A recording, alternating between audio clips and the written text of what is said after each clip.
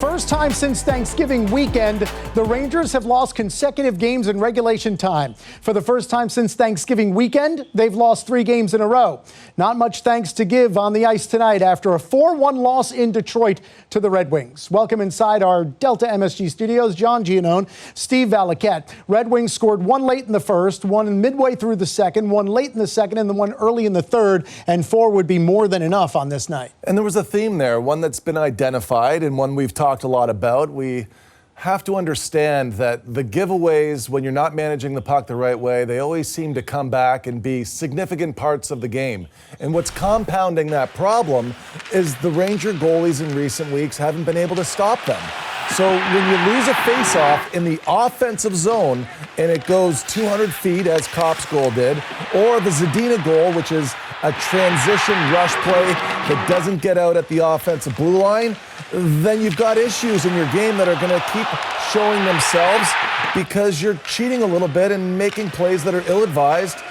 Hronek's goal is the 4th of the game on the power play, which we have talked about here a little bit as well in recent weeks. Hasn't been great because not that they haven't been able to have the right structure and be able to force and be able to pressure the way they have in the past, but their goalies aren't giving them saves on the penalty kill. So that's something else entirely, but not to overreact and to change the penalty kill because you've been giving up goals. I believe that's 8 on 22 now since the All-Star break. So yes, there are issues. You're leaking in a few areas, and I'm sure everybody's going to have a lousy flight to Washington. Yeah, and it's a 10-game road point streak that is over. It's Jaro Halak's 8-game point streak individually in net. That is over as well.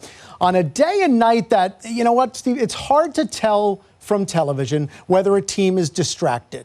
But clearly, so much of the storyline surrounding the Rangers right now is pertaining almost as much to what might happen between now and next Friday's trade deadline as anything else. And the discussion during the day, then the Rangers before the game announced that 2 players, they would go with 11 forwards and 7 defensemen, that Jake Leschyshyn and Vitaly Kravtsov would not be available tonight because of, quote, roster management. Usually that's a euphemism for, hey, boys, something's cooking. I wonder from you, how much, if at all, does it permeate the room? And then, therefore, how much does it get on the ice? Yeah, honestly, I always thought it was a distraction because there are different reasons why. Number one, you're losing a teammate, you're distracted by who is it? You may think tonight that it's Leschyshyn and Kravtsov, but that's just assuming things. There could be more. And the next thing that really you start to think about is who are we getting? And the most important thing that you think about is how does this affect me? And that could be the biggest distraction of all. How does this affect me? How does it affect my ice time? Who am I going to play with? Whoever we're getting, does that take my role in the penalty kill or power play? And if you assume that it's a certain player that you think that management has identified as needing, you can run yourself into knots. And we know in this sport, it's too fast out there. You can't think straight. And to me, the team was disjointed and not on the same page in this hockey game. You could see it from their passing in the first period. That's where you always notice it first. They were not in sync.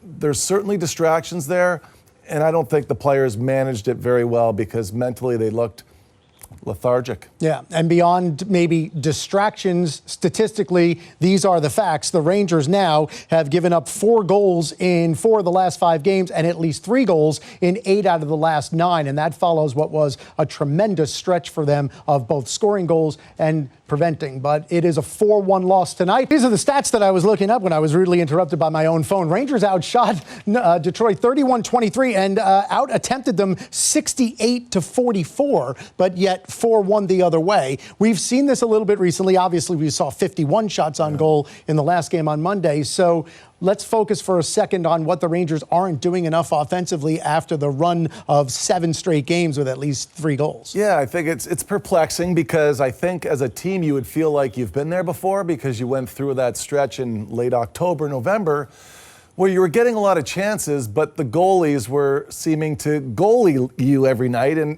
I think that right now they're kind of in that same stretch. And at the same time, I'm wondering why sometimes the puck isn't elevated on the east to west a little bit more. And I'm talking about executing the shot But then at the same time, I'm saying to myself, is tonight just one of those nights where it wasn't going to happen no matter what because of what was going on off the ice?